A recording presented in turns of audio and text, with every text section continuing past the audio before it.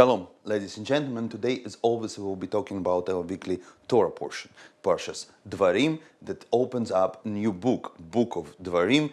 But before we get to the topic that I want to discuss with you in this weekly Torah portion, I would like to tell you a joke, personal joke. The mother waking up a son early in the morning and tells him, "Son, you need to go to school." So son said, "I don't want to go to school. I hate the school." So I said, "No, you must go to school." He said, "I don't want to go to school. All the kids hate me." The mother said, "But you need to go to school. It's important." He said, "No, mommy, I don't want to go to school. All the teachers hate me." And she said, "Son, you must go to school. You are a principal after all." Yes, it's a personal joke. I was a principal for quite some time here in New York in a Jewish school.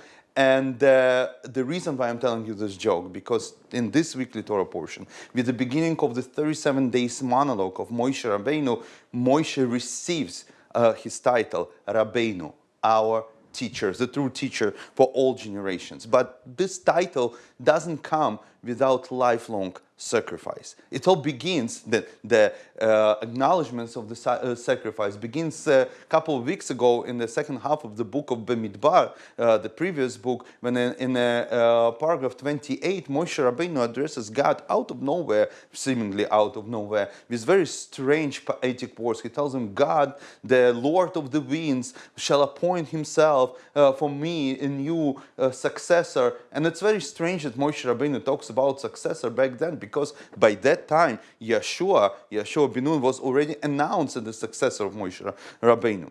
Rashi sees that Moshe Rabbeinu tried to seize the opportunity that we read before in the previous paragraph, the daughters of Tzlafchad, who died tragically, was actually sentenced to death tragically after the story of the spies. They complained to Moshe Rabbeinu that their father, who was actually did the self-sacrifice, doesn't have any daughters and doesn't have any sons, and this why cannot inherit a portion of the land. So God and Moshe, they find a loophole and say, even he doesn't have any sons, the daughters will inherit the land for their father in case there are no sons. So Moshe Rabbeinu sees this as an opportunity to ask for his own children. We almost don't hear about his children and say, yes, it is a sad story, but he addresses God and says, maybe his sons should continue his lineage and become the leaders of the Jewish people when they enter the land of Israel. And God responds very strictly. He said, "Don't even talk to me about this."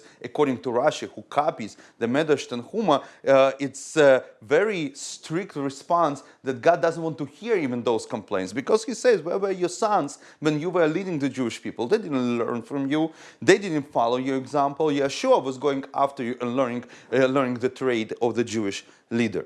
And Moshe Rabbeinu, he's not like us. Us regular people, we would fall into the depression. Our dreams are broken. We not only cannot, Moshe Rabbeinu not only cannot enter the land of Israel, his sons are not going in his ways.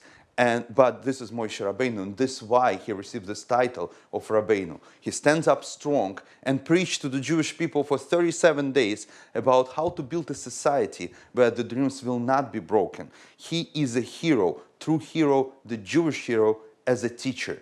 And the heroism, the feat of Moshe Rabbeinu was in the fact that we would fall into depression. We were dwell on the sadness of our broken dreams, but no. As the Pirkei Avot says, as the book of Ethics of our Father says, that the Mia Gibor, Akovesh et Yetzro, who is a true hero, the one that conquered his evil inclination. But I think there is another teaching, another lesson in this Torah portion, and in this self-sacrifice and heroism of Moshe Rabbeinu as a teacher. There's a famous phrase that our sages uses quite a lot, that Talmidim Nikraim Banim, that the students are called the children. And yes, we who consider the Moshe Rabbeinu our teacher, we continue his path, and we are his children through his self-sacrifice, through his feet. But maybe Moshe Rabbeinu tells us to look in the opposite direction to this phrase, because maybe the self-sacrifice has to begin with the parents. Parenthood, it's a very difficult job. And yes, we are busy, we are building our careers, we are tired, and not always we have time to dedicate ourselves to our children. And then we hope that the teachers will do this absolutely heroic feat of the teaching and education. But maybe if the parents, us, will do the feat of upbringing, the heroism of upbringing of our children as a parents, maybe the teachers will need to do less self-sacrifice as the teachers. Good luck. Thank you very much. See you next week.